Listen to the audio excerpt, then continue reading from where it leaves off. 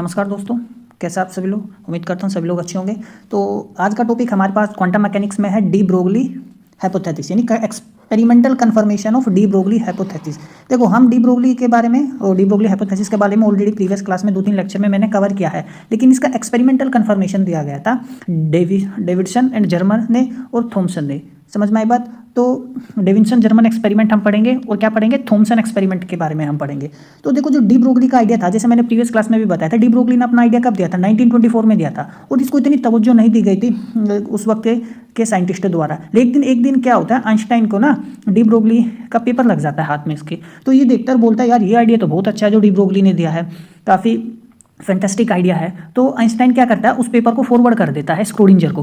किसको दे देता है, स्क्रोडिंजर को दे देता है। और स्क्रोडिंजर उस वक्त वेव मैकेनिक्स में बहुत कुछ आगे उसको फॉरवर्ड करते हैं, और वेव मैकेनिक्स में वो स्क्रोडिंजर वेव इक्वेशन के बारे में बताते हैं, क्योंकि डी ब्रोगली आइडिया को तब जाके एक पहचान मिली। और 1927 में डी ब्रोगली वेव हाइपोथेसिस को एक्सपेरिमेंटली किसने कंफर्म किया, डेविएशन एंड जर्मन ने, जिसको इनको नोबेल प्राइज़ भी मिला था। फिर उसके बाद थॉमसन ने कंफर्म किया। उसके बाद तो बहुत साइंटिस्ट आए जिन्होंने डी ब्रोगली हाइपोथेसिस को एक्सपेरिमेंटली कंफर्म किया, समझ में, एक्सपेरिमेंटली वेरीफाई किया। तो बिना समय गंवाइए आइए स्टार्ट करते हैं हम आज का टॉपिक। देखो, आज हमें 2 पढ़ने हैं। एक तो मैं आपको बताऊंगा डेविएशन एंड जर्मन एक्सपेरिमेंट, और एक हम पढ़ेंगे थॉमसन एक्सपेरिमेंट। समझ में आई बात, ठीक है। तो एक क्विक रिव्यू में आपको दिखा देता हूँ हमें क्या क्या पढ़ना है। तो जैसे मैंने आपको बताया डेविएशन जर्मन एक्सपेरिमेंट पढ़ना है, फिर मैं उस एक्सपेरिमेंट के क्या क्या कंक्लूजन्स थे वो आपको बताऊँगा, ठीक है। फिर ब्रैक कंडीशन में बताऊँगा।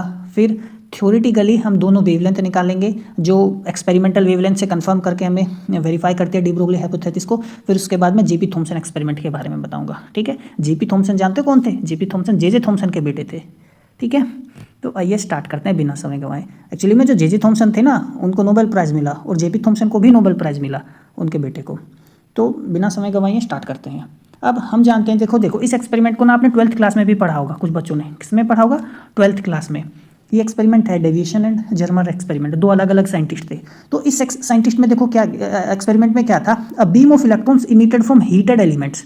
समझ में आई बात। अब आप देखो यहाँ पे, ये मेरे पास पोटेंशियल हो गया, ये रिएस्टेट हो गया, ये क्या है, हीटेड एलिमेंट है। इस फिलामेंट से ना क्या है, बमबारी करेंगे किसकी, इलेक्ट्रॉन्स की। तो a beam of electrons emitted from heated filament, इससे इलेक्ट्रॉन्स क्या कर रहे हैं, इमिट हो रहे हैं। और ये क्या है, एसिलरेटिंग नोड है। इससे हम क्या कर रहे हैं, उन इलेक्ट्रॉन बीम को एसिलरेट कर रहे हैं, उनको काइनेटिक एनर्जी प्रोवाइड कर रहे हैं, ठीक है।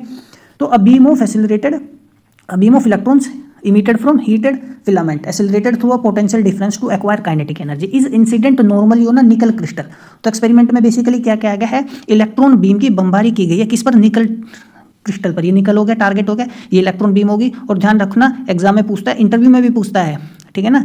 JRF के इंटरव्यू में आपसे पूछा जाएगा कि एक्सपेरिमेंट में जो डेविएशन जर्मन एक्सपेरिमेंट था ना, उसमें हम बीम नॉर्मली डालते हैं, ठीक है ना। वो सारी चीज़ आपसे पूछी जाती है, तो ध्यान रखना। तो डेविएशन जर्मन ने क्या कहता है, नॉर्मली बीम को किस पर डाला, निकल पर, ठीक है। अब हुआ क्या, अब एक और बात मैं आपको बताना चाहता हूँ। देखो, ये जो इलेक्ट्रॉन बीम है ना, ये जो इलेक्ट्रॉन बीम है, तो इस पूरा अपैरेटस को आप देख रहे हो, ये जो पूरा अपैरेटस है, ठीक है ना, समझ में आई बात। इस पूरे अपैरेटस को वैक्यूम चैम्बर में रखते हैं। किस में रखते हैं, वैक्यूम चैम्बर। यहाँ से एयर बाहर निकाल देते हैं। क्यों निकालते हैं, एंटायर अपैरेटस को, जैसे मैंने बताया, किसमें, एक इवैक्यूएटेड चैम्बर में सारी एयर बाहर निकाल देंगे। क्यों, to prevent collision of electrons, ताकि इलेक्ट्रॉन्स का कोलिजन ना हो एयर पार्टिकल्स के साथ। क्योंकि यदि एयर पार्टिकल्स के साथ कोलिजन होगा, ठीक है, तो गैस डिस्चार्ज होने की संभावना रहेगी, या हमारे पास काइनेटिक एनर्जी जो इलेक्ट्रॉन की हमने दी है वो कुछ एयर पार्टिकल्स को प्रोवाइड कर देंगे। समझ में आई बात, इस वजह से। तो ध्यान रखना। तो इस एक्सपेरिमेंट में मैंने अभी तक क्या बताया आपको, क्या क्या था, डेविएशन जर्मन ने एसिलरेटेड इलेक्ट्रॉन्स लिए और बमबारी की नॉर्मली निकल क्रिस्टल पर। समझ में आई बात। और एक बात ध्यान रखना कि इवैक्यूएटेड चैम्बर में, है ना, या वैक्यूम चैम्बर में ये एक्सपेरिमेंट परफॉर्म किया गया था। अब देखो, इलेक्ट्रॉन्स जो थे ना, निकल क्रिस्टल पर स्ट्राइक करेंगे और डिफरेंट डायरेक्शन में क्या हो जाएंगे, स्कैटर होंगे, सीधी सी बात है। तो इलेक्ट्रॉन स्ट्राइक किए और डिफरेंट डायरेक्शन में क्या हो गए, स्कैटर हो गए। समझ में आई बात, ठीक है। अच्छा, अब स्कैटरिंग के बाद देखो क्या हुआ। अब जब इलेक्ट्रॉन्स तो स्कैटर हो गए, तो electrons are scattered in different direction from regularly spaced atomic planes within the crystal lattice. ये मैं आपको बताऊंगा, अब यहाँ ध्यान से देखना। देखो, ये मेरे पास क्या हो गया, ये क्या है, निकल है। तो इसमें एटॉमिक प्लेन्स है, क्या है, एटॉमिक प्लेन्स। ये एटम यहाँ हो गया, एक एटम ये हो गया, एक एटम ये हो गया, एक एटम ये हो गया। ये क्या है, एटॉमिक प्लेन्स है, जिनको हम क्रिस्टल, आपको जिनको ब्रैग प्लेन्स भी हम बोलते हैं, ठीक है ना। तो क्या हुआ, अब ये जो रेगुलरली स्पेस्ड, जिनको हम क्या बोलते हैं, ब्रैग प्लेन्स बोलते हैं, आप सॉलिड स्टेट फिजिक्स में पढ़ोगे। तो एक इलेक्ट्रॉन बीम आई, स्ट्राइक की, स्कैटर्ड हो गई, ठीक है ना। एक दूसरी इलेक्ट्रॉन बीम आई, अंदर पेनिट्रेट कर गई विदाउट डेविएशन, और फिर एक निचले वाले प्लेन से स्ट्राइक कर गई। अब ये जो दो इलेक्ट्रॉन बीम है, दे में इंटरफेयर, क्या कर सकते हैं, इंटरफेरेंस हो सकता है इन दोनों के बीच में। समझ में आई बात? तो डिफरेंट डायरेक्शन में स्कैटर होती है, ऐसे इधर इधर। समझ में आई बात? ठीक है, तो डिफरेंट डायरेक्शन में स्कैटर होंगी, ये होगी डिफ्रैक्टेड इलेक्ट्रॉन बीम। तो यहाँ पे हम क्या लगाते हैं, एक मूवेबल डिटेक्टर लगाते हैं। अब इस डिटेक्टर को मूव कराते हैं इस आर्क के अलोंग, ये मूव करेगा और तभी तो डिफरेंट डायरेक्शंस की स्कैटर्ड इलेक्ट्रॉन बीम को क्या करेगा, कलेक्ट करेगा। समझ में आई बात? तो डिटेक्टर को मूव करेंगे to various position to collect electrons. समझ में आई बात? जो स्कैटर्ड इलेक्ट्रॉन्स हो उनको कलेक्ट किया जाएगा। अब जो इलेक्ट्रॉन्स कलेक्ट होंगे तो इलेक्ट्रॉन्स क्या प्रोड्यूस करेंगे, इलेक्ट्रिक करंट प्रोड्यूस करेंगे। समझ में आई बात? ठीक है, अब ध्यान से देखो, हम यहाँ पे ना जो हम इलेक्ट्रॉन बीम हम प्रोवाइड कर रहे थे, हम उस इलेक्ट्रॉन बीम को डिफरेंट पोटेंशियल प्रोवाइड करेंगे ताकि डिफरेंट काइनेटिक एनर्जी आए। अब मान लो मैंने क्या किया, एक electron beam 50 volt energy provide की, यानी 15 इलेक्ट्रॉन वोल्ट एनर्जी प्रोवाइड की, इलेक्ट्रॉन बीम आई, स्कैटर होगी, कलेक्शन हुआ। समझ में आई बात? तो करंट मिला, क्योंकि इलेक्ट्रॉन कौन कलेक्ट कर रहा है, डिटेक्टर कलेक्ट कर रहा है, तो इसमें इसके जो इलेक्ट्रॉन कलेक्ट हुए हैं उसके कोरस्पॉन्डिंग कोई करंट आएगा। अब मैं यहाँ पे इस वोल्टेज को चेंज भी कर सकता हूँ। अब मैं 40 इलेक्ट्रॉन वोल्ट दे सकता हूँ। समझ में आई बात? 35 इलेक्ट्रॉन वोल्ट, 45 इलेक्ट्रॉन वोल्ट, इस तरीके से मैं for different accelerating voltage different current is obtain. समझ में आई बात? तो डिटेक्टर को मूव किया जाता है various position to collect electrons and electric current is recorded for each setting of accelerating voltage. समझ में आई बात? तो बहुत ही ज़्यादा सिंपल एक्सपेरिमेंट था, ज़्यादा टिपिकल कुछ नहीं है। समझ में आया? ठीक है, अब आगे बढ़ते हैं। देखो फिर क्या किया, इलेक्ट्रिक करंट जो होता है ना, directly proportional to the number of scattered electrons per second collected in the detector. ये सीधी सी बात है, जितने ज़्यादा इलेक्ट्रॉन आएंगे उतना ज़्यादा करंट होगा।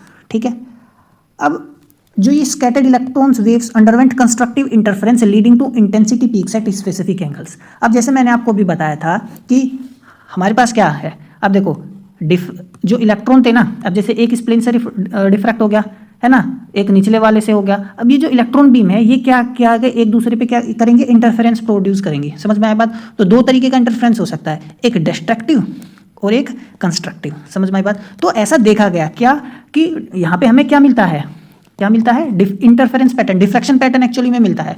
तो वो तो तभी मिलेगा ना जब जो ये इलेक्ट्रॉन बीम है चाहे तो डिस्ट्रक्टिवली इंटरफेयर करेंगे या कंस्ट्रक्टिवली इंटरफेयर करेंगे। समझ में आई बात?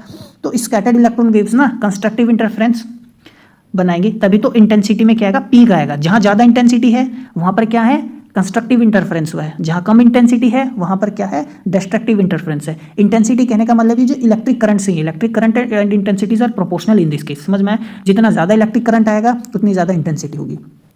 ठीक है, कोई डाउट है? तो ये किसने ऑब्जर्व किया, डेविएशन ने, डेविएशन एंड जर्मन ने, दोनों ने जब ये एक्सपेरिमेंट परफॉर्म किया तो उन्होंने ये चीज़ ऑब्जर्व की। ठीक है, और जो intensity of scattered electrons is measured as a function of latitude angle, जिसको हम स्कैटरिंग एंगल भी बोलते हैं। ये एक इंपॉर्टेंट बात मैं आपको बताऊंगा, इसमें एंगल में बहुत ज़्यादा कंफ्यूज करते हैं बच्चे। ठीक है ना, उसको भी किस तरीके से सॉर्ट आउट करना है वो भी मैं चीज़ बताऊंगा। अब इंटेंसिटी के बीच में, ठीक है ना, और देखो जो हमारे पास इलेक्ट्रॉन बीम थी, ठीक है ना, देखो इलेक्ट्रॉन बीम को डिफरेंट एंगल पर रिसीव किया गया तो अलग अलग करंट आएगा डिफरेंट एंगल्स पर, तो इसी वजह से ना अलग करंट मतलब अलग इंटेंसिटी। तो intensity as a function of scattering angle या लैटिट्यूड एंगल मेजर किया गया फॉर डिफरेंट एक्सेलरेटिंग वोल्टेज। ठीक है, अब for each accelerating potential difference current is plotted against the angle theta in polar coordinates. अभी मैं कोऑर्डिनेट भी आपको बना के दिखाऊंगा, हो सकता है आपको ये चीज़ समझ में ना आए, लेकिन उससे पहले मैं आपको एक बात बताना चाहता हूँ। यहाँ ध्यान से देखिए, इस एक्सपेरिमेंट में ना एग्जाम में यदि पूछे या वैसे, तो ये पूरा का पूरा हम बनाएंगे तो काफ़ी टिपिकल हो जाएगा। तो हम एग्जाम में सिर्फ ये चीज़ बनाएंगे। समझ में आई बात? ये जो आप नीचे देख रहे हो एक सिंपल सा डायग्राम हम बनाएंगे। ये इलेक्ट्रॉन सोर्स हो गया, इलेक्ट्रॉन सोर्स से क्या आई, इंसिडेंट बीम हो गई, ये निकल क्रिस्टल पर स्ट्राइक की, ठीक है, और निकल क्रिस्टल पर स्ट्राइक करने के बाद किसने रिसीव की, इलेक्ट्रॉन डिटेक्टर ने रिसीव की। तो ये बहुत सिंपल डायग्राम है, ये क्या है, बहुत ही ज़्यादा सिंपल डायग्राम। तो ये समझाने के लिए ये डायग्राम सबसे बेटर है, एग्जाम में बनाने के लिए ये डायग्राम सबसे बेटर है। ठीक है, तो अब ध्यान रखना। अब एक बात और मैं आपको बता दूँ इसमें कि जो सरफेस के साथ, ये देखो सरफेस है, क्या है, ये सरफेस है, तो ये एंगल क्या है, फाई, और ये एंगल पूरा का पूरा कितना है, थीटा। ये तो नॉर्मल हो गया, तो ये पूरा एंगल क्या है, थीटा। इसी को हम बोलते हैं स्कैटरिंग एंगल। ध्यान रखना, क्या बोलते हैं, स्कैटरिंग एंगल। अलग अलग जगह आप देखोगे इसको फाई बोल देते हैं और फाई जो है इसको क्या बोल देते हैं, थीटा। समझ में आई बात? तो कंफ्यूज आपको नहीं होना है, सिर्फ आपको ध्यान रखना है इसको क्या बोलते हैं, स्कैटरिंग एंगल, और ये जो एंगल होता है इसको क्या बोलते हैं, एंगल विद द सरफेस, है ना, क्रिस्टल सरफेस के साथ एंगल। ठीक है, तो ये कंफ्यूजन आपके दिमाग में बिल्कुल भी नहीं होना चाहिए। मैंने आपको बता दिया, ये इसको लैटिट्यूड एंगल भी बोलते हैं। क्या बोलते हैं? Latitude angle. अब ये बात आपको दिमाग में बैठ जानी चाहिए। मैं आप ओवरऑल में मैं बात बताऊं तो क्या किया था, एक accelerated electron beam nickel crystal पर नॉर्मली स्ट्राइक की गई, ठीक है ना, और फिर इलेक्ट्रॉन डिटेक्टर या एक मूवेबल डिटेक्टर ने क्या किया, इलेक्ट्रॉन बीम को रिसीव किया, ठीक है ना, एट डिफरेंट एंगल्स, और हमने different accelerating potential voltage apply की और डिफरेंट इलेक्ट्रिक करंट इसके लिए मेजर किया। अब देखो क्या है इस चीज़ में, ध्यान से देखना है। देखो accelerating for each accelerating potential difference, देखो पोटेंशियल डिफरेंस कितना है, 40 volt, 44 volt, 48 volt, 54 volt, 60 volt, 64 volt और 68 वोल्ट, ठीक है ना। तो हर एक एक्सेलरेटिंग पोटेंशियल डिफरेंस चेंज करते गए और करंट को नोट करते गए। समझ में आई बात? क्या नोट करते गए? करंट को नोट करते गए, ठीक है। और जो करंट था ना, अलग अलग एंगल पर क्या मिलेगा, अलग अलग मिलेगा। समझ में आई बात? ठीक है। तो जो हमने पोटेंशियल प्रोवाइड किया इलेक्ट्रॉन को, ठीक है ना, वो निकल के क्रिस्टल पर स्ट्राइक करता है, इलेक्ट्रॉन स्कैटर होता है और डिटेक्टर्स को डिटेक्ट करता है एट ए डिफरेंट एंगल्स। अब ध्यान से देखो इस डायग्राम को, देखो ये इंसिडेंट बीम है, आप एरो से जान सकते हो ये क्या है, इंसिडेंट बीम। क्या है ये? इंसिडेंट बीम है। देखो ये एरो देखो, ये क्या है, इंसिडेंट बीम। हम इंसिडेंट बीम से तो एंगल मेजर कर रहे हैं, ये आप एंगल देख सकते हो नॉर्मल के साथ, है ना, ठीक है। और ये क्या होगा, स्कैटर्ड। तो ये पूरा एंगल कितना है मेरे पास, ठीक है। तो ये हो गई इंसिडेंट बीम, ठीक है। इतनी बात समझ में आई, ठीक है। अब ध्यान से देखो, देखो जो इंसिडेंट बीम है ना, अब इंसिडेंट बीम से यहाँ से यदि मैं क्या करूं, एक रेडियस डाल दूं ऐसे, एक मिनट सॉरी। अब जैसे मैं यहाँ पे इस चीज़ को, ये मैंने लिया तो ये मेरे पास आर हो गया, तो मैग्नीट्यूड ऑफ आर वेक्टर क्या देगा, जो ये लेंथ है ना, लेंथ ये हमें क्या देगी, करंट देगी। यानी 40 वोल्ट पर जब एंगल कितना होगा, मान लीजिए ये कुछ भी एंगल हो, मान लो ये थीटा एंगल आ गया यहाँ पे, ठीक है ना, तो ये हमें थीटा एंगल आया तो कितना करंट मिला, तो ये कौन पता चलेगा, ये लेंथ बताएगी इस वेक्टर, ये पोलर डायग्राम है, ठीक है। समझ में आई बात? अच्छा, यदि मैं यहाँ लूँ तो अब आर ये हो जाएगा, ठीक है। तो हर ग्राफ में जो लेंथ है ना रेडियस वेक्टर की at angle theta directly proportional है करंट के। अब देखो अब एंगल बदल गया है ना, इसमें एंगल अलग था, इस केस में एंगल अलग था। अब जैसे जैसे अब पोटेंशियल बढ़ रहा है, ध्यान से देखो, तो एट 40 वोल्ट कर्व क्या है, स्मूथ है, आप देख सकते हैं बिल्कुल स्मूथ है। 44 वोल्ट पे स्लाइट इस पर आता है, देखो ये जो इस पर आया है ना ये, ठीक है, ये जिसको बम्प बोलते हैं, उभराव, ठीक है ना, 44 वोल्ट पर ये बम्प हमें मिलता है। कोई डाउट है? समझ में आई बात? ठीक है, तो इस बात का ध्यान रखना। अब देखो मैं जैसे मैं यहाँ पर अब क्या करूँ, देखो ये एंगल हो गया, अब मैं एंगल बढ़ा दूंगा तो मैं क्या कर सकता हूँ, ये यहाँ पे एंगल हो गया, तो देखो ये एंगल बदल रहा है, एंगल मैं इससे मेजर करूंगा इंसिडेंट डायरेक्शन से। समझ में आई बात? ठीक है, तो 40 वोल्ट पर तो देखो कर्व स्मूथ है, 44 वोल्ट पर एक स्मॉल बम्प हमें मिलता है, ठीक है, 48 वोल्ट पर, 54 वोल्ट पर आप देखो ये बम्प का लेंथ बढ़ रहा है, देखो यहाँ कम था, ये बम्प बढ़ा, यहाँ भी बढ़ गया, फिर ये बढ़ गया, अब देखो कम हो गया, ये कम हुआ, फिर ये बम्प कम हो गया और फिर और कम हो गया। तो bump increases with the potential difference, bump बढ़ रहा है जैसे जैसे पोटेंशियल डिफरेंस बढ़ रहे हैं। और मैक्सिमम कब हो रहा है, 54 वोल्ट पर। ये आपको वैल्यू ध्यान रखनी है कि जर्मन एक्सपेरिमेंट में मैक्सिमम करंट कब आता है, 54 वोल्ट पर। अब देखो ये जो लेंथ है ना, ये आर, ये बढ़ाएंगे हम, ठीक है ना, और ये लेंथ हमें आर क्या देगी, करंट देगी, या मैं कहूँगा मैक्सिमम इंटेंसिटी, क्या कहूँगा, मैक्सिमम इंटेंसिटी। तो ये आर वेक्टर हो गया। तो मैक्सिमम कब होता है, 54 वोल्ट पर। कब होता है, 54 वोल्ट पर। और एंगल कितना होता है, 50 डिग्री। ये एंगल कितना है, 50 डिग्री। देखो यहाँ पे ये डिक्रीज हो रहा है, देखो यदि आप देखो डिक्रीज हुआ है, फिर इंक्रीज हो गया, फिर डिक्रीज हो गया, है ना। देखो ये एंगल जो होता है ना, ये एंगल जहाँ पे डिक्रीज हुआ है, ये जानते हैं एंगल कितना है, 35 डिग्री। तो ये आप याद रखना, क्यों मैं ऐसा कह रहा हूँ आपको, मैं डायग्राम को रब करके ना इसको एक बार और आपको अच्छे से बताता हूँ, ध्यान से देखो, क्योंकि एग्जाम में पूछा गया है। तो मैक्सिमम जर्मन ने क्या कहता, 54 वोल्ट पर ही उन्होंने लिया था, उन्होंने किस पर लिया था, 54 वोल्ट पर ही लिया। तो उन्होंने ना 54 वोल्ट पर क्या देखा, मैक्सिमम, सॉरी ये उन्होंने क्या देखा, जो मैक्सिमम करंट है या मैक्सिमम इंटेंसिटी है वो तो 50 डिग्री पर है, और मिनिमम कितनी है, 35 डिग्री पर। समझ में आई बात? तो ये दोनों वैल्यू आपको याद रखनी है। और वोल्टेज कितनी ली थी, 54 वोल्ट, या मैं एनर्जी कहूँ तो एनर्जी में कितना कहूँगा, 54 इलेक्ट्रॉन वोल्ट। ठीक है, कोई डाउट है, डाउट हो तो पूछो कमेंट बॉक्स में, मुझे बताओ। तो बम्प इंक्रीज करता है जैसे जैसे वोल्टेज बढ़ती है, और मैक्सिमम हो जाता है 54 इलेक्ट्रॉन वोल्ट पर, और जब एंगल 50 डिग्री का हो। बियॉन्ड 54 डिग्री बम्प डिक्रीज करता है, जैसे मैंने बताया, पोटेंशियल डिफरेंस बढ़ाने पर, और नियरली गायब हो जाता है 68 वोल्ट पर। आप देख सकते हो 68 वोल्ट पर ही गायब हो गया। तो ये ऑब्जर्वेशन थी, समझ में आए क्या है, ये ऑब्जर्वेशन है। तो जो पीक हमें मिल रही है ना, देखो ये क्या मिल रही है, पीक हमें जो मिली है, देखो यहाँ तो डिस्ट्रक्टिव हो गया, ये इंटेंसिटी कम, यहाँ इंटेंसिटी ज़्यादा। तो जो ये इंटेंसिटी पीक हमें मिली है ये ड्यू टू कंस्ट्रक्टिव इंटरफेरेंस है। समझ में आई बात? क्या है? कंस्ट्रक्टिव इंटरफेरेंस है ऑफ इलेक्ट्रॉन वेव्स। अब देखो ये इंटरफेरेंस कौन शो करता है? वेव ही तो शो करती है, ठीक है ना। और वेव शो करती है तो इसका मतलब इलेक्ट्रॉन क्या होगा? वेव ही तो होगा। तो ये एक तरीके का डायरेक्ट क्या है? एक्सपेरिमेंटल कंफर्मेशन ही तो है। क्योंकि डी ब्रोगली ने क्या कहा था? डी ब्रोगली ने तो यही कहा था ना, जितने भी मटेरियल पार्टिकल हैं, क्या है? जितने भी मटेरियल पार्टिकल हैं वो पार्टिकल किसकी तरह बिहेव करेंगे? वेव की तरह बिहेव करेंगे। अब जब ये एक्सपेरिमेंट परफॉर्म किया गया तो उस एक्सपेरिमेंट में हमें इंटरफेरेंस देखने को मिला, डिफ्रैक्शन देखने को मिला। तो ये तो वही इंटरफेरेंस, डिफ्रैक्शन, पोल, ये चीजें कौन शो करता है? वेव शो करती है। तो इन इलेक्ट्रॉन क्या वेव है? समझ में आया बात मैं क्या कहना चाह रहा हूँ? ठीक है, और भी डिटेल में हम इसको जैसे आगे प्रोसीड करेंगे, ये एक्सपेरिमेंट आपको समझ में आता जाएगा। ठीक है, समझ में आ रही हैं चीज़ें या नहीं आ रही है? तो ये किसने बताया था? डेविसन और जर्मन ने ही ये सारी चीज़ें बताई थी। अब देखो तो इंटेंसिटी पीक क्यों मिल रहा है? कंस्ट्रक्टिव इंटरफेरेंस की वजह से मिल रहा है, जो इलेक्ट्रॉन वेव्स के बीच में हो रहा है। ठीक है ना, जो रिफ्लेक्ट हो रही है किससे? डिफरेंट ब्रैग प्लेन से, जैसे मैंने बताया था ना। ठीक है, ये मेरे पास एनआई क्रिस्टल हो गया। अब इस क्रिस्टल में ना ये क्या हो गए? एटम्स हो गए। ठीक है, क्या हो गए? एटम्स हो गए। और दो एटम्स के बीच का डिस्टेंस को क्या बोलते हैं? डी, कैपिटल डी से लिखते हैं। किससे लिखते हैं? कैपिटल डी से। समझ में आई बात? जिसको बोलते हैं इंटर एटॉमिक डिस्टेंस। तो एक प्लेन तो ऊपर वाला हो गया, एक प्लेन नीचे वाला हो गया, एक प्लेन ही हो गया। और दो प्लेन के बीच की डिस्टेंस क्या होती है? Small D. इसको क्या बोलते हैं? इंटरप्लेनरी डिस्टेंस। ठीक है ना, इंटरप्लेनरी डिस्टेंस। समझ में आई बात? तो एक अपर प्लेन से इलेक्ट्रॉन बीम निकल गई, एक निचले वाले से निकल गई, या और डीप उस अपर वाले से, या दोनों नीचे वाले प्लेन से अलग अलग डायरेक्शन में डिफ्रैक्ट हुई, और फिर आप बाद में क्या हो गया? इंटरफेयर कर गई, कंस्ट्रक्टिवली और डिस्ट्रक्टिवली। तो इंटेंसिटी पीक क्यों मिला है? कंस्ट्रक्टिव इंटरफेरेंस की वजह से ही मिला है। ठीक है ना, जो डिफरेंट ब्रैग प्लेन से रिफ्लेक्ट हुई है, स्कैटर हुई है। समझ में आई बात? अच्छा, अब ये तो बात है। तो जब कंस्ट्रक्टिव इंटरफेरेंस हुआ है तो देखो जो ब्रैग कंडीशन होती है ना, ब्रैग, या अब उसमें सॉलिड स्टेट फिजिक्स में पढ़ोगे इस ब्रैग प्लेन वगैरह क्या चीज़ होती है ना। तो यदि आपको 12th में यदि ध्यान हो, जब कंस्ट्रक्टिव इंटरफेरेंस जब पढ़ाया गया था तो वहाँ पे कंडीशंस थी कंस्ट्रक्टिव इंटरफेरेंस और डिस्ट्रक्टिव इंटरफेरेंस की। समझ में आई बात?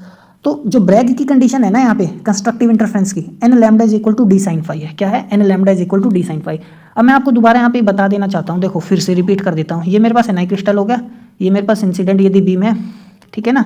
समझ में आई बात? तो ये मेरे पास एंगल फाई है, ये दिमाग में ध्यान रखना। तो एन लैम्डा क्या है? 2d sine phi. ठीक है, ये क्या है? नॉर्मल है। और स्मॉल डी क्या है? ये क्या है? प्लेन्स के बीच की डिस्टेंस। क्या है? दो प्लेन के बीच की डिस्टेंस। ठीक है ना, दो प्लेन के बीच की डिस्टेंस। अब जैसे मैं इसको और छोटा करके सिंपली बनाऊं तो ये लाइट आई ऐसे चली गई, ठीक है ना, फिर एक नीचे से ऐसे। तो ये जो डिस्टेंस है ना दो प्लेन के बीच की, है ना, इंटर प्लेनरी डिस्टेंस को स्मॉल डी से लिखा गया। और प्लेन के साथ ही जो एंगल बना इंसिडेंट लाइट का उसको फाई कहा गया। तो प्लेन की डिस्टेंस और प्लेन के साथ ही एंगल लिया गया है कंस्ट्रक्टिव इंटरफेरेंस। मैं ये बार बार इसको इसलिए रिपीट कर रहा हूँ क्योंकि इसमें गलती करते ही हैं, आगे मैं बताऊंगा क्यों गलती करते हैं। तो डी क्या स्पेसिंग है बिटवीन एडजेसेंट ब्रैग प्लेन, ये मैंने बताया। एन क्या? इंटीजर है। और angle phi as shown in the figure. Angle phi क्या है फिगर में? जैसे मैंने आपको बताया प्लेन के साथ एंगल है। ठीक है, अभी ये फिगर आप यदि ध्यान से देखो तो ये थोड़ा सा आपको कॉम्प्लिकेटेड लग सकता है जब आप इस चीज़ को फर्स्ट टाइम देखोगे, ठीक है ना, लेकिन मैं आपके लिए कॉम्प्लिकेटेड इसको नहीं किया है। अब देखो ध्यान से, ये एटम है, एक एटम ये हो गया, एक एटम ये है, एक एटम ये, एक एटम ये। तो देखो ये प्लेन देख रहे हो ना, तो दो एटम के बीच की डिस्टेंस हो गई डी। अब देखो प्लेन को ना ऐसे शो किया गया है, प्लेन इस तरीके से अरेंज है। एक प्लेन तो देखो ये हो गया, है ना, एक प्लेन ये हो गया, एक प्लेन ये हो गया। समझ में आई बात? ठीक है ना, एक प्लेन ये हो गया, एक प्लेन ये हो गया। ये थोड़ा सा तिरछा दिखाया गया है। अब देखो ये इंसिडेंट बीम होगी, ठीक है, समझ में आई बात? ये अब देखो एंगल पे तुम तो किसी पे भी डाल सकते हो। डेविएशन जर्मन ने 90 डिग्री पे डाली थी, ये बात ध्यान रखना, उन्होंने 90 डिग्री के एंगल पे डाली थी। आप किसी भी एंगल पे डाल सकते हो, ठीक है, मतलब एक्सपेरिमेंट तो किसी भी एंगल पे परफॉर्म होगा, लेकिन इंटरव्यू में आपसे क्या पूछेगा कि उन्होंने किस एंगल पर डाली थी, तो ध्यान रखना नॉर्मली। अब देखो तो मैं इसको ना इस एक्सपेरिमेंट को सिंप्लीफाई करने के लिए क्या किया था, ये दो प्लेन मैंने ऐसे ले लिए, है ना, ये लाइट ऐसे आई और ऐसे चली गई। समझ में आई बात? ठीक है, कोई डाउट है? ध्यान से देखना, फिर से मैं रिपीट कर रहा हूँ, ये एंगल तो θ.2 हो गया, ये एंगल भी θ.2 होगा, पूरा थीटा हो गया। और ये जो एंगल है ना ये है फाई, ये क्या है? फाई है। ये क्या है? फाई। आप एग्जाम में ये जो मैंने डायग्राम बनाया ये बना सकते हो। आप देखो जैसे ये प्लेन है ना, तो प्लेन के साथ इंसिडेंट एंगल क्या है? फाई तो है। ये प्लेन है, स्कैटर्ड के साथ एंगल ये भी कितना है? फाई है। समझ में आया। और नॉर्मल प्लेन पर ये क्या हो गया, नॉर्मल है ना, और इसके साथ एंगल ये कितना, थीटा.2 होप आपको ये चीज़ अब समझ में आ गई होगी। ठीक है, दो एटम के बीच की दूरी कैपिटल डी और दो प्लेन की दूरी स्मॉल डी। ठीक है, और ये एंगल जानते हो कितना होगा, ये एंगल, ठीक है, ये होगा थीटा.2। अब आपको होगा ये थीटा.2 कैसे होगा, ठीक है ना। तो देखो ध्यान से मैं आपको उसको बताता हूँ ये थीटा.2 कैसे होगा। देखो देखो यदि मैं इसको थोड़ा सा पीछे की तरफ बढ़ाऊँ तो यहाँ पे 90 डिग्री तो है ना, क्या है 90 डिग्री। अब देखो ये एंगल कितना है, थीटा.2 है, ये 90 डिग्री है, तो ये कितना होगा 90 माइनस थीटा.2 है ना। ये एंगल कितना होगा 90 माइनस के थीटा.2, देखो ये वाला एंगल, ये एंगल, ठीक है, ये एंगल 90 माइनस थीटा.2। अब इस पूरे वाले ट्रायंगल में देखो, इस पूरे ट्रायंगल में देखो जो ये मैंने अभी किया है, तो ये तो 90 है, ये 90 माइनस थीटा.2 है, तो ये थीटा.2 हो जाएगा। कोई डाउट है। अब इतना ज़्यादा इसमें करने की आवश्यकता नहीं है, ये चीज़ ऐसे ध्यान रखनी है आपको। और क्या, अब देखो, अब ये पूरा सिंगल प्लेन को यदि आप देखो तो फाई और फाई और ये थीटा 180 डिग्री होगा, है ना। तो phi plus theta plus phi ये कितना हो गया 180 डिग्री होगा, और फाई निकालना होता 90 माइनस थीटा.2। बहुत ज़्यादा सिंपल है, कॉम्प्लिकेट बिल्कुल भी नहीं है। अब यह चीज़ को आप ऐसे देखो सिंपली, है ना, देखो ये क्या है थीटा.2 है और ये क्या है फाई है, तो फाई को क्या लिखूंगा, ये तो 90 डिग्री है ना, तो 90 माइनस थीटा.2, सिंपल सी बात है। ठीक है ना, फाई क्या है, ये एंगल कैसे आएगा 90 में से थीटा.2 घटा दो, 90 माइनस थीटा.2। कोई डाउट। अच्छा, अब ध्यान से देखो इस चीज़ को। अब डी ये क्या होगा हमारे पास, अब देखो ये मैं इसलिए बता रहा हूँ क्योंकि ब्रैग कंडीशन जो मैंने आपको ये बताई है ये किसके बीच में है, डिस्टेंस बिटवीन ब्रैग प्लेन, है ना, और एंगल विद प्लेन। समझ में आई बात। अब ये ब्रैग कंडीशन क्या हो जाएगी, चेंज हो जाएगी, अब वही हमें चेंज करनी है। अब गौर से आपको देखो ध्यान से, एक मिनट,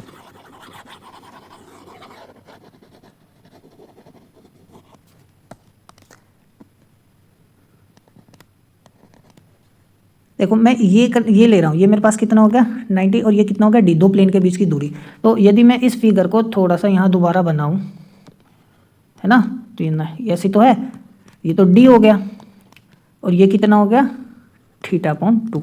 ये जो मेरे पास एंगल था ये कितना था थीटा.2, और ये जो परपेंडिकुलर डिस्टेंस हो गया दो प्लेन के बीच की दूरी होगी डीटा, ये मैंने यहाँ पे बना लिया। ठीक है, अब मुझे यदि डी निकालना हो तो देखो ये मेरे पास डी मैं कैसे निकालूंगा, यदि आप ध्यान से देखो तो ये तो मेरे पास क्या होगा, मैं यदि साइन थीटा लगाऊं, साइन थीटा.2 है ना, तो साइन थीटा.2 क्या होता है परपेंडिकुलर, परपेंडिकुलर क्या है ये परपेंडिकुलर, ये हो गया, और हाइपोटेनस क्या है ये 90 के अपोजिट, तो ये हाइपोटेनस हो गया। तो डी मेरे पास क्या आ जाएगा डी, ठीक है ना, साइन थीटा.2 ये आ जाएगा, ये यहाँ पे ज्योमेट्री से आ गया। कोई डाउट है। अब मैं क्या कर रहा हूँ, इस कंडीशन को ना चेंज करने की कोशिश कर रहा हूँ, जो मेरे पास ब्रैग कंडीशन थी फॉर कंस्ट्रक्टिव इंटरफ्रेंस, तो एन लैम्डा ये हो गया मेरे पास 2 लिखा। अब डी की वैल्यू क्या लिखी, डी साइन थीटा.2, तो ये मेरे पास डी की वैल्यू लिख दी मैंने 2, वो डी साइन थीटा.2 साइन। फाई की वैल्यू क्या लिखी 90 माइनस थीटा.2, ये मैंने फाई की वैल्यू लिख दी। समझ में आई बात।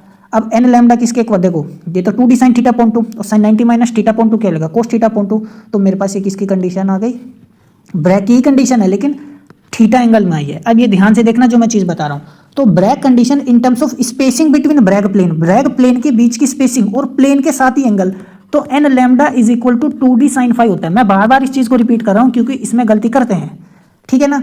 ये क्या है इंटर एटॉमिक स्पेसिंग है, क्या है इंटर एटॉमिक स्पेसिंग, और ये क्या है स्कैटरिंग एंगल। तो n lambda is equal to capital D, क्या होगा एटम के बीच की स्पेसिंग और स्कैटरिंग एंगल, तो स्कैटरिंग एंगल थीटा, तो यही तो था स्कैटरिंग एंगल हमारे पास। मैं यहाँ पे बना दूँ फिर से, ये इंसिडेंट लाइट आई और ये स्कैटर होगी, तो ये मेरे पास पूरा थीटा एंगल होता है, ये यहाँ आएगा, ठीक है, और दो एटम के बीच की दूरी आएगी। तो ये दो अलग अलग कंडीशन थी। बच्चे क्या करते हैं पता ही नहीं होता ये लगाएं कि ये लगाए, यदि लगाएंगे भी तो थीटा को फाई लिखेंगे, फाई को थीटा लिखेंगे। समझ में आया, तो ये बात ध्यान रखना।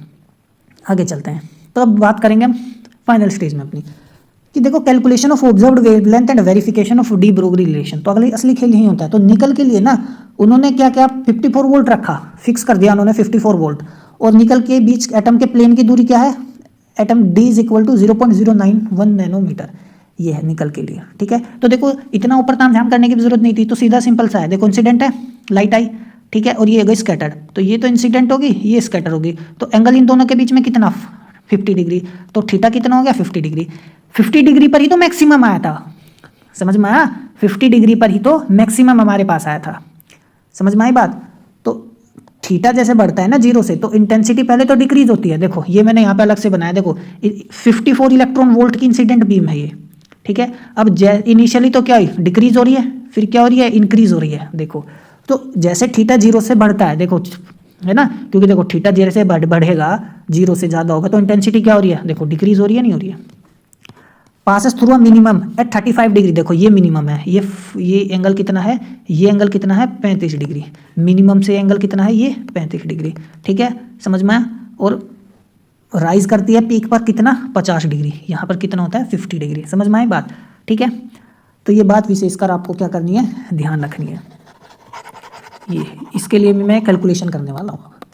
अब सिंपल सी बात है, देखो ये तो 50 डिग्री हो गया है ना। अब इंसिडेंट का प्लेन के साथ एंगल, देखो प्लेन तो ऐसे लिए हैं है ना, तो इंसिडेंट का प्लेन के साथ एंगल कितना 90 में से घटा दो ना, तो ये मेरे पास क्या होगा, ठीक है ना, ये तो होता था 90 था ना, तो 90 में से 25 घटा दो, ठीक है ना, तो मेरे पास कितना आ जाएगा 65। तो angle of incident relative to the Bragg plane, तो प्लेन के साथ एंगल तो हम फाई लेते हैं, आपको ध्यान है, तो 90 माइनस थीटा पॉइंट 2 कर लो 65 डिग्री। ये बेसिक कैलकुलेशन है, इतना ताम झाम करने की आवश्यकता नहीं, आप बिना पेपर पेन भी कर सकते हो उस चीज़ को, ठीक है।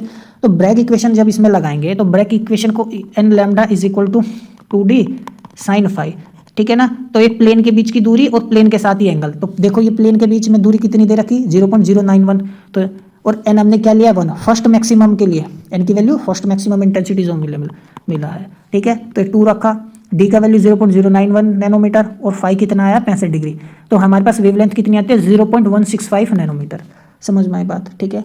लेकिन यदि हम डी ब्रोगली से करें, किससे करें, डी ब्रोगली से, तो डी ब्रोगली ने क्या बताया था, उन्होंने तो बहुत सिंपल सी चीज बताई।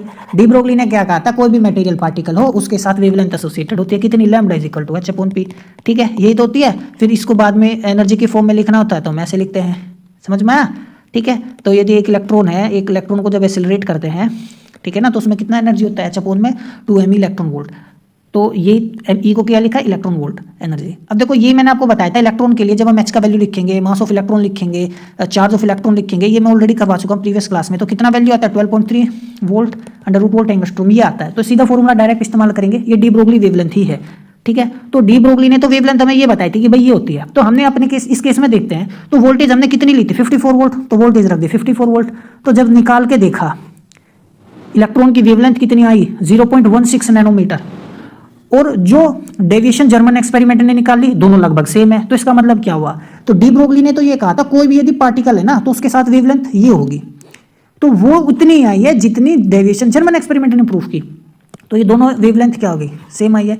तो ये ऑब्जर्व वेवलेंथ है, एग्री करती है डी ब्रोगली वेवलेंथ के साथ। तो इसका मतलब जो है deviation German experiment directly verify करता है किसको, डी ब्रोगली हाइपोथेसिस को, ठीक है ना, समझ में आया। Of the wave that moving bodies have wave nature, समझ में आई बात। नहीं तो हम एक बेसिक कंसेप्ट ये भी लगा सकते हैं कि हमको डिफ्रैक्शन पैटर्न शो हो रहा है, तो वो तो तभी होता है जब कोई वेव हो, वेव नेचर ही ऐसा शो कर सकते हैं। तो इसका मतलब electron is also behaving is a wave when it is accelerated, ठीक है। अगला एक्सपेरिमेंट था जेपी थॉमसन एक्सपेरिमेंट का। जानते हैं जेपी थॉमसन कौन थे, जेपी थॉमसन जो थे वो जे थॉमसन के बेटे थे, ठीक है ना। जे थॉमसन के कौन थे बेटा, जे थॉमसन को नोबेल प्राइज मिला था, क्यों, क्योंकि इन्होंने क्या शो किया था, पार्टिकल नेचर, क्या शो किया था, पार्टिकल नेचर। इलेक्ट्रॉन का क्या शो किया था कि इलेक्ट्रॉन एक पार्टिकल है, तो इनको नोबेल प्राइज दे दिया गया। अब इसके बेटे को, जेपी थॉमसन इनका बेटा था, उसको क्या मिला, नोबेल प्राइज मिला, क्यों, क्योंकि इन्होंने शो किया कि इलेक्ट्रॉन वेव नेचर है ना, समझ में आई बात। तो बाप को मिला किस लिए, क्योंकि उसने कहा पार्टिकल नेचर है, बेटे को किस लिए मिला, उन्होंने शो किया कि वेव नेचर है। और दोनों ने एक्सपेरिमेंटली इस बात को प्रूफ भी किया था। तो क्योंकि अब हम जानते हैं वेव पार्टिकल डुअलिटी के बारे में, ठीक है। तो आइए पढ़ते हैं जेपी थॉमसन एक्सपेरिमेंट। तो देखो इस एक्सपेरिमेंट में कुछ नहीं किया गया, सेम वही हाई एक्सेलरेटेड इलेक्ट्रॉन लिए गए और थिन फॉइल पर, ये एक थिन फॉइल आप देख सकते हो, ठीक है ना, ये इंसिडेंट इलेक्ट्रॉन है, और एक पॉलीक्रिस्टलाइन मटेरियल जैसे गोल्ड होता है, गोल्ड एक पॉलीक्रिस्टलाइन मटेरियल है, उस पर बमबारी कर दी, bombardment of high energetic electrons on thin film, समझ में आई बात। और फिर जब स्कैटर बीम जो थी उसको एक फोटोग्राफिक प्लेट पर कलेक्ट किया गया, तो हमें क्या मिलती हैं, फ्रिंज मिलती हैं। क्या मिलती हैं, डिफ्रैक्शन रिंग्स कहेंगे या डिफ्रैक्शन फ्रिंज कहेंगे। आपने बीएससी में एक्सपेरिमेंट किया भी होगा ऑप्टिक्स लैब में, ठीक है ना, फ्रिंजेस मिलते हैं। अब देखो तो क्या मिल सम तो इस एक्सपेरिमेंट में क्या था, highly accelerated beam are directed over thin foil, ठीक है ना, और after passing through thin foil electrons को फोटोग्राफिक प्लेट पर कलेक्ट किया गया और हमें क्या मिला, डिफ्रैक्शन पैटर्न मिला। क्या मिला, डिफ्रैक्शन पैटर्न मिला। अब ये डिफ्रैक्शन पैटर्न में क्या था, सीरीज ऑफ कंसेंट्रिक रिंग्स थी। कैसे थी कि पहली रिंग डार्क, ठीक है ना, फिर ब्राइट, डार्क, ब्राइट। आप जैसे यहाँ पे देख सकते हो, देखो डार्क है, ब्राइट है, फिर डार्क है, फिर ब्राइट, फिर डार्क, ब्राइट, डार्क, ये क्या हो गई, ब्राइट, फिर डार्क, और ये क्या है, ब्राइट। समझ में, जहां डार्क है वहां पर तो डिस्ट्रक्टिव इंटरफेरेंस हुआ है, जहां पर ब्राइट है वहां कंस्ट्रक्टिव इंटरफेरेंस हुआ है। समझ में आई चीज, ठीक है। कोई डाउट है? डाउट हो, मैं जैसे बार बार आप लोगों को बोल रहा हूँ, कोई डाउट हो तो आप मुझे कमेंट बॉक्स में बता सकते हैं। आगे चलते हैं। तो ये चीज़ था। अब क्लियरली ये एक्सपेरिमेंट क्या शो कर रहा था, यही तो कि इलेक्ट्रॉन बिहेव एज वेव, क्योंकि डिफ्रैक्शन पैटर्न तो वेव ही शो कर सकते हैं। अब जेबी थॉम्सन के बाद तो ये मानो लाइन लग गई एक्सपेरिमेंट की, क्योंकि सब डेविएशन जर्मन ने इंस्पायर किया इन लोगों को, ठीक है ना। ये ऐसा एक्सपेरिमेंट परफॉर्म हो रहे तो दुनिया भर के लोगों ने एक्सपेरिमेंट परफॉर्म किए और डिफ्रैक्शन पैटर्न हमें मिले लार्ज वैरायटी ऑफ पार्टिकल के साथ। किसी ने तो जो इंटरफेरेंस पैटर्न्स मिले बिगर पार्टिकल्स के साथ। C60 जानते हो, कार्बन 60 एक तरीके का क्लासिकल पार्टिकल ही होता है। क्लासिकल पार्टिकल ही है, क्वांटम पार्टिकल नहीं है कि भाई जैसे हम कहते हैं कि इलेक्ट्रॉन के साथ, इलेक्ट्रॉन एक तरीके का से क्वांटम पार्टिकल है, लेकिन C60 एक तरीके से कार्बन 60 क्लासिकल पार्टिकल होता है। इससे भी डिफ्रैक्शन पैटर्न निकाल दिए एक्सपेरिमेंटली। तो न्यूट्रॉन के साथ भी करके देखा गया, प्रोटॉन के साथ भी करके देखा गया। यहाँ तो जैसे जेपी थॉम्सन और डेविएशन जर्मन ने क्या किया था, हाईली एक्सिलरेटेड इलेक्ट्रॉन लिए थे, लेकिन उन्होंने न्यूट्रॉन के साथ भी, प्रोटॉन के साथ भी, हीलियम के, हाइड्रोजन मॉलिक्यूल्स। जेपी थॉम्सन के बाद की बात है ये, इनके बाद तो इतने एक्सपेरिमेंट हुए, बहुत ज़्यादा एक्सपेरिमेंट हुए। समझ में आया, ठीक है।